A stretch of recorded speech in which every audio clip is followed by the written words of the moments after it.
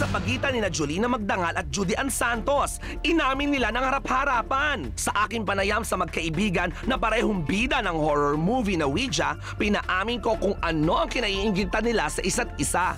I confess, suduktungan niyo itong dalawa, one particular talent ng isa na gusto nung isa, meron din sana siya nun. Ako muna talagang meron cooking. Kasi ang galing niya talaga magluto eh. Yung syempre yung pagkanta niya. Ay. Ayan na yun. At saka, ako frustration ko talaga maging singer. Sabi ko nga pag namatay ako, next lifetime, boses na lang ako. Gusto ko boses na lang ako.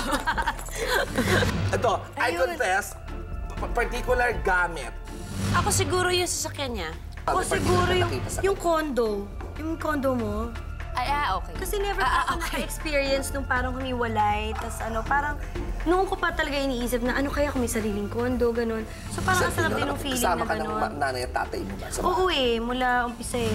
Achievement nung nagawa na ng isa. Siguro yung awards na nakuha niya sa acting. Parang hindi lahat ng mga pwedeng artista ngayon makakuha ng talagang madaming Best Actress Award. At tuwing makakatanggap siya, talagang proud na proud ako for her.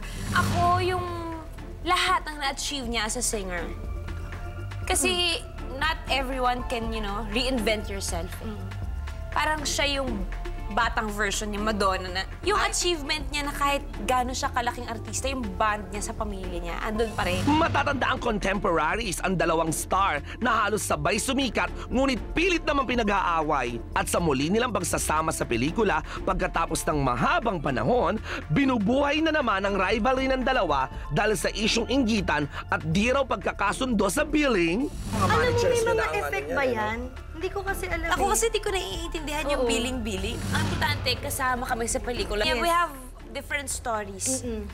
Bawat isa sa amin, hindi mabubuhay yung storya nung wala yung isang storya sa